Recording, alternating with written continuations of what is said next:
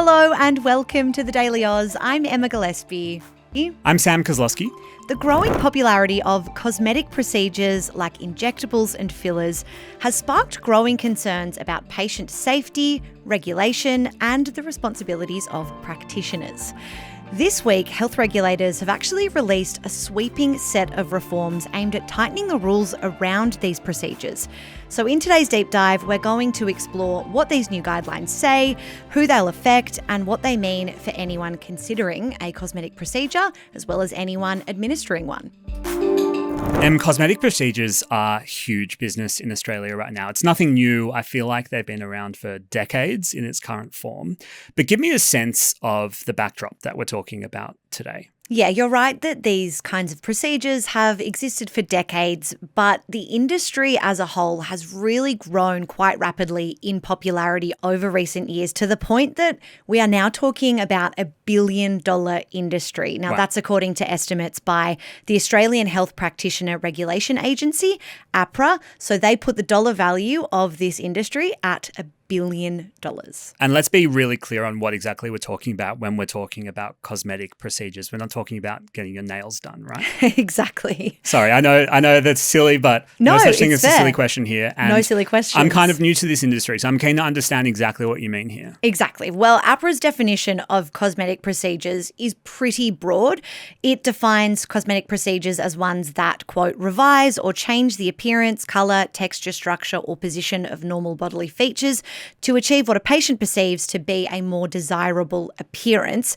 But narrowing down on that a little bit, this broad term can include everything from surgical to non-surgical options.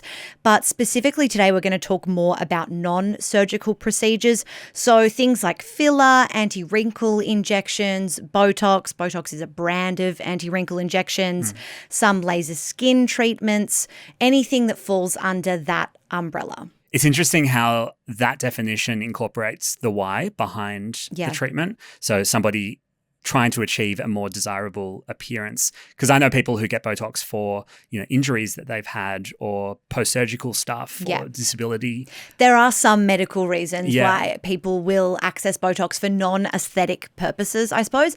And those procedures are subject to different regulations. And this space, though, is cosmetic. So who's responsible then for that space? So this is regulated, this space, by that regulation agency, APRA, I mentioned, and the national boards. APRA is tasked with ensuring registered health practitioners basically have appropriate training, that they have the qualifications to practice, and that all of that aligns with prioritising patient safety. And that is the body that's just released new national guidelines that will apply to all registered health practitioners performing as well as advertising these non-surgical cosmetic procedures. And do you think there's been a trigger for these new guidelines to be released, or is it more of an accumulation of bad behaviour in the industry? Yeah, it's been a movement that's been kind of a few years in the making. There was an independent review a couple of years ago which brought some concerning practices to light. And I think there is concern overall from the regulator that non-surgical cosmetic procedures are still risky procedures, but that maybe they're being minimised or downplayed by some providers. So over the past few years, more complaints have been lodged with concerns around unqualified or undertrained people offering these services. And until now, some professions have had more specific rules than others. Like doctors under the medical board are subject to different frameworks and regulations than nurse practitioners, for example. But now APRA is saying that it wants to standardise these processes to avoid confusion. So the same rules apply right across the board when we're talking about non-surgical cosmetic procedures. And as with any industry, I think it's probably important to say that most people who would work in this space are well-meaning people who follow the rules and have patient care at the heart of their practice. But also, as with most industries, there's people who don't do that. Do we have a sense of the scale of the complaints that are being issued from that sector or the damage that's being done? So between late 2022 and early 2025, APRA looked into about 360 complaints related to these types of cosmetic procedures. Most of those complaints are now closed, but the concerns raised ranged from a lack of training from providers to poor patient outcomes. And these complaints didn't discriminate across professions. We had complaints about doctors, nurses, dentists, even psychologists, Chinese medicine practitioners. So the narrative from those complaints speaks to broader gaps in care across the board. So there's this gap in care in the non-surgical cosmetic industry. Some new guidelines come into play. What exactly are those guidelines aiming to change? Well, there are a few new rules that are really interesting that I wanted to talk through today. But one of the first ones that stands out is changes around the training of staff and minimum requirements. So APRA calls this practitioner's scope of practice. And basically, in the past or up until now, just because someone has a general health qualification, so for example, as a nurse or as a dentist, Sure. that can no longer automatically mean that they are qualified to perform cosmetic procedures. So from the 2nd of September, in just under 3 months' time, practitioners will need additional training or education if they want to safely expand into the cosmetic procedure space. So Right. It can no longer just be that you are a qualified nurse who decides you want to expand your business and dabble in injectables. You will have to undertake more training. On that example of nurses, there'll be a certain period of clinical experience required before they can begin offering non-surgical cosmetic procedures. The regulator says this reform is also about future-proofing the industry. So it warns that maybe some practitioners have been drawn to non-cosmetic procedures because it's a very lucrative industry. Interesting. So these new protections, it said, highlight that many practitioners need more than just the foundational qualifications included in their initial training before they can safely perform these procedures like cosmetic injections, and trying to get people away from that financial motivation to work in this space. And one thing that really stood out to me in these guidelines was how specific the protections were for young people. What's changing there? Yeah, this is really interesting. There are two big things to talk about. Firstly, any advertising of these procedures aimed at under 18-year-olds will be completely banned. So right now you can advertise cosmetic procedures to under 18s? Well, it's a grey area, I suppose, about who an ad is targeted towards, Okay. but there are stronger protections that say a vague ad could be seen by under 18-year-olds and that's therefore inappropriate. So clamping down on that. And secondly, if a child or teen does want an underage cosmetic procedure, there'll now be a mandatory 7-day cooling off period between their first consultation and actually getting the treatment. And so this is aimed at preventing impulsive decision making. Regulators say they want to reduce pressure on young people to rush into cosmetic work, particularly considering the added pressures of social media. But just to clarify there, we're still saying that under 18s can access cosmetic procedures. Hi, I'm Ola. And I'm Elliot. We're the two-person team behind everything video and audio here at the Daily Aus. If you want to help us grow so we can deliver more of the content that you love, be sure to hit subscribe. Now let's get back to the video. Well, the jury is kind of out on that one because I took a closer look at the copy of these new guidelines for registered health practitioners. They come into effect in September, and there's a dedicated section to additional responsibilities around providing these non-surgical procedures for under 18-year-olds, which says practitioners have a responsibility to assess a patient's capacity to consent to a procedure. Right. So there has to be an evaluation there. It also says registered health practitioners should have regard for the views of a parent or guardian of a person under 18, including whether or not they support the procedure being performed. But the regulator does not endorse prescribing Botox or similar injections, dermal fillers, things like that for cosmetic purposes for any under 18-year-olds. And eligibility can only be assessed by registered nurses or nurse practitioners. Now, they must, quote, know and comply with relevant legislation of the jurisdiction in which they're practicing in terms of any restrictions on cosmetic procedures for under 18-year-olds. So I'm kind of guessing here, but I assume then that an update on those guidelines and those jurisdictional rules would be part of this added qualification that medical professionals would need to be able to perform the procedures. But there's many jurisdictions in Australia, and that would also be confusing. Yeah, it is a grey area, and it really depends on what the procedure is and where the procedure would be taking place. There's actually an interesting report by the Royal Australian College of General Practitioners on this that points to concerns about the ethics and the practice of children undergoing cosmetic procedures. It says that Australia lacks reliable data on this issue and the prevalence of these procedures on children, but it points to concerns around kind of these high rates that we are hearing about of body image dissatisfaction and how that could be driving more young people to these procedures.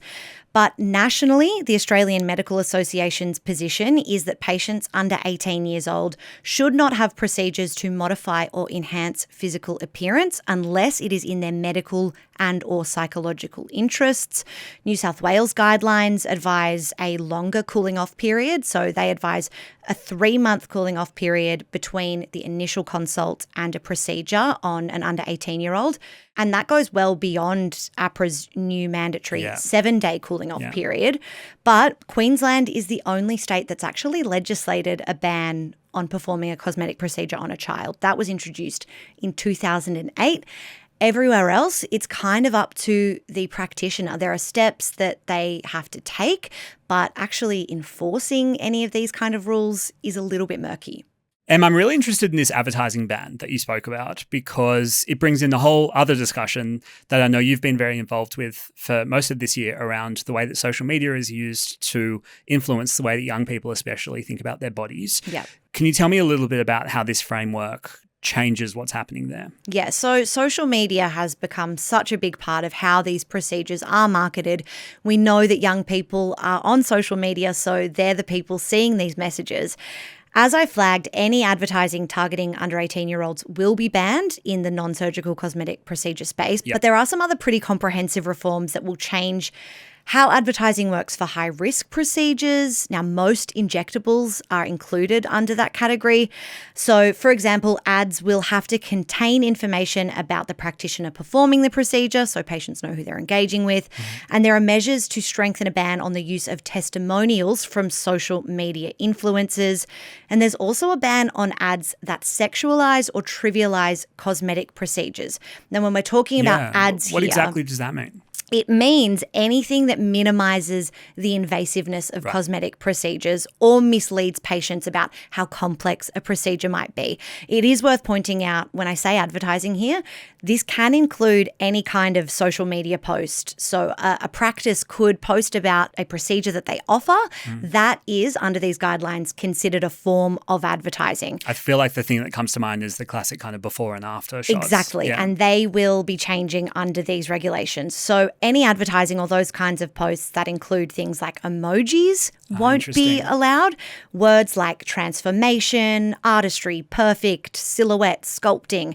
APRA says they're all inappropriate for advertising. And other terms that minimize procedures like gentle, simple, safe, quick, easy, they, APRA say, detract from the seriousness of a procedure, so they will also be banned. So there's some pretty sweeping reforms that we've talked about, but this isn't the first time that this space has had regulation. Give me a sense of what those other regulations are. Yeah, so I mentioned earlier there was a review in 2023, and this crackdown is really building on that. APRA shared at the time some pretty serious case studies, including the story of a patient who suffered severe burns from a light-based treatment, another who developed an abscess after a threading procedure gone wrong, and in one case, a practitioner ignored a patient's skin condition and went ahead with filler, and that injectable led to a serious reaction. The regulator said at the time, these are not isolated events. They really represent a broader pattern of shortcomings within the industry. So that review found there was no universal minimum standard of education or training, and experts warned that was leaving patients at risk. And in response, the Medical Board and APRA accepted 16 major recommendations to improve patient safety. And those are in place now? Yep. So essentially, in the area of injectables, those regulations have been rolled out, but clearly there is more to be done, which is why we've seen these new rules. But back in 2023, there were new rules about consent, consultations. You might remember headlines at the time about psychological evaluations, tightening who can prescribe and administer procedures. And that was the start of a ban on testimonials from influencers, a clampdown on influencer marketing. And these reforms are really an evolution of those changes. Do we have a reaction from industry bodies here? Yeah, we've heard from the Australasian Society of Aesthetic Plastic Surgeons, ASAPS. That's a peak industry body, and it's welcomed the call by APRA to require better education and training and ongoing education for non-surgical cosmetic practice. Right. It says regulations haven't kept pace with the popularity of the procedures. But in addition to clinical safety, the body says there should also be greater attention on ethical practice with a focus on patient interest over commercial profits. Interesting. There's a lot in that sentence. Exactly. It's a big, big sentence. These new guidelines now stipulate that additional training that we've talked through. But ASAPS, this body, says that there's no minimum quality standard for providers' ongoing professional development and education and no plan for enforcement. So it's all very well and good having an education requirement. There's no guidelines that this body is saying as to who's teaching that and how it's being enforced. Exactly. So more to be done according to ASAPS. Meanwhile, the Medical Board of Australia Chair, Dr. Susan O'Dwyer said, quote, "These guidelines make sure we're all working from similar playbooks for the safety of our patients." So you said these regulations come into force in early September. Yeah. What else happens next? So basically, practitioners have 3 months to get themselves sorted, be that advertisers or healthcare providers. The guidelines are online now, so stakeholders essentially have the 3 months to get ready, update processes, get qualified or retrain their staff if needed. For consumers, especially younger Australians, nothing will really change dramatically, but there is a stronger safety net in place, essentially. That is what the regulator says. These rules don't stop cosmetic work from happening, but they shine a spotlight on ethics and safety and informed decision-making, and I'm sure it's not the last we're going to hear about regulation in this space. It has been an interesting space to watch over the years because there seems to be quite a steady flow of regulation that has been rolled out. It hasn't been this kind of sense of sweeping regulation that turns the entire industry on its head, but rather kind of tweaks along the way to what is the livelihood for a lot of people, but also putting a lot of people at risk should it be done incorrectly. And so often in medicine, I think we see the popularity come first and the regulations come second. Thank you so much for that. And thank you for joining us on the Daily Aus this morning. If you're catching us on YouTube, it's so great to have you here. It would mean a lot if you subscribed to our channel. We'll be back in the afternoon with your headlines. Until then, have a great day.